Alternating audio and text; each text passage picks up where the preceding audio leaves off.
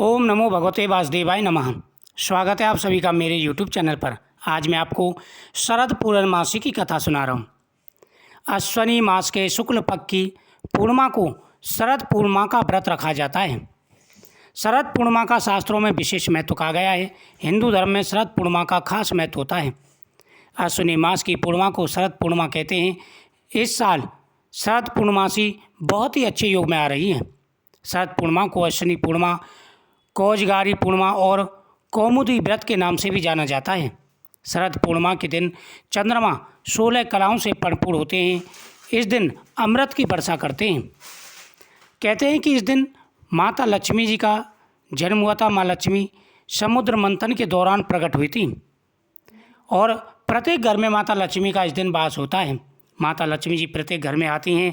सभी के घर में माता लक्ष्मी जी स्थिर रूप से निवास करती हैं और आशीर्वाद देती हैं। इस दिन घर की साफ सफाई रखें। साथ ही इस दिन भगवान विष्णु का पूजन करें। हाथ जोड़ के भगवान विष्णु के सामने क्षमा याचना करते हुए निवेदन करें कि प्रभु हमारी पूजा को स्वीकार करें। इस प्रकार से भगवान के सामने बोलते हुए माता लक्ष्मी के सामने लाल पुष्प अर्पण करें, दीपक जलाएं। भगवान विष्णु के सामने पीले लाल पुष्प अर्पण करें, दीपक जलाएं, उनको नैवेद्य अर्पण करें और फिर इस कथा का श्रवण करें। इस दिन भगवान श्री कृष्ण ने महाराज किया था। सभी देवताओं ने भगवान का महाराज देखा। यह रात्रि बहुत लंबी हो गई थी। भगवान के आशीर्वाद से चंद्रदेव ने इस दिन अमृत की वर्षा की। इस दिन खीर की प्रसाद बनाया जाता है। भगवान को भोग लगा करके वह प्रसाद रात में चंद्रमा की किरणों के सामने रखा जाता है। फिर वह प्रसाद का सेवन करते हैं। इससे शरीर निरोगता मिलती है और हर प्रकार की मनोकामना पूरी होती है। एक पौराणिक कथा के अनुसार एक साहूकार के दो बेटियां थीं। एक साहूकार था और उसके दो बेटियां थीं। दोनों पूर्णिमा का व्रत रखती थी और दोनों का नियम था कि दोनों पूर्णमासी का व्रत करती थी। इस दिन सत्यनारायण भगवान की कथा भी की जाती है। भगवान के सामने केले का फल कसार रख करके सत्यनारायण भगवान की कथा करें। इस दिन हवन भी आप कर सकते हैं। एक बार बड़ी बेटी ने पूर्णिमा का विधिवत व्रत किया, लेकिन छोटी बेटी ने व्रत छोड़ दिया। और बड़ी जो बेटी थी उसने व्रत नहीं छोड़ा, पूरे नियम के साथ में व्रत करती रही। और छोटी बेटी ने एक बार यह व्रत छोड़ दिया था, जिससे छोटी लड़की के बच्चों की जन्म लेते ही मृत्यु हो जाती थी। और जैसे ही छोटी बेटी के कोई भी संतान जन्म लेती, उस संतान की मृत्यु हो जाती थी, जिससे छोटी लड़की के बच्चों की जन्म लेते ही संतान मर जाती। एक बार साहूकार की बड़ी बेटी के पुण्य स्पर्श से छोटी लड़की का बालक जीवित हो गया। एक बार बड़ी बेटी छोटी बेटी के यहाँ पर आई हुई थी और उसका हाथ लगते ही उसकी जो छोटी बहन थी उसका लड़का जीवित हो गया। उसने अपनी बहन से पूछा कि यह कैसा चमत्कार है। उन्होंने कहा कि मैं कोई चमत्कार नहीं जानती, मैं तो पूर्णमासी का व्रत करती हूँ। उन्होंने एक पुरोहित को बुलाकर के सारी बात बताई। उन्होंने कहा कि तुम पूर्णमासी का अधूरा व्रत मत किया करो, पूर्णमासी का पूरा व्रत करना चाहिए।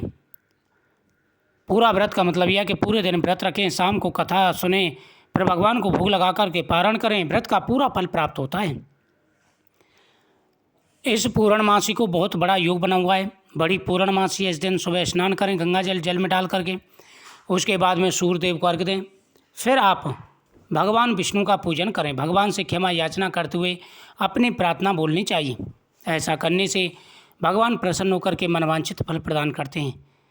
इस दिन शाम के समय भगवान विष्णु, माता लक्ष्मी, तुलसी माता, पीपल वृक्ष, भगवान शिव, इन सभी के सामने दीपक जलाना चाहिए। उसने कहा कि व्रत करने से आपकी मनोकामना पूरी होगी। उसके बाद छोटी बेटी ने भी पूर्ण व्रत रखना प्रारंभ कर दिया और उसके फिर जो जन्म लेते थे बच्चे, उनकी मृत्यु नहीं हुई। शास्त्रों के अनुसार शरद पूर्णिमा के दिन माँ लक्ष्मी भगवान विष्णु के साथ गरुड़ पर बैठकर पृथ्वी लोक में भ्रमण के लिए आती हैं। माँ लक्ष्मी भक्तों पर अपनी कृपा बरसाती हैं। मान्यता है कि जिस घर में अंधेरा या सोता रहता है व्यक्ति मिल जाता है, वहाँ माता लक्ष्मी दरवाजे से लौट जाती हैं। माँ लक्ष्मी की कृपा से लोगों को कर्ज से मुक्ति मिलती है। यही कारण है कि इसे कर्ज मुक्ति पूर्णिमा भी कहते हैं। शास्त्रों के अनुसार इस दिन पूरी प्रगति माँ लक्ष्मी का स्वागत करती हैं। कहते हैं कि इस रात को देखने के लिए समस्त देवतागण भी स्वर्ग से पृथ्वी पर आए थे। शरद पूर्णिमा के दिन माता लक्ष्मी की पूजा का विधान है। मान्यता है कि माँ लक्ष्मी भक्तों के कष्टों को दूर करती हैं।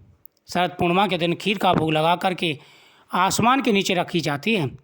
उसमें चंद्रदेव की किरणें पड़ती हैं, वो अमृत के समान हो जाती हैं। तो इस कथा को सुने और इस प्रकार से आप भोग लगा करके प्रसाद खाएं, आपकी मनोकामना पूरी होगी। ओम चंद्रमासी नमः। ओम नमो भगवते वासुदेवाय नमः। ओम नमो नारायणाय नमः आदि मंत्रों का जाप जरूर इस दिन करें। तो आप इस उपाय को करें और कथा को सुनें, हर मनोकामना पूरी।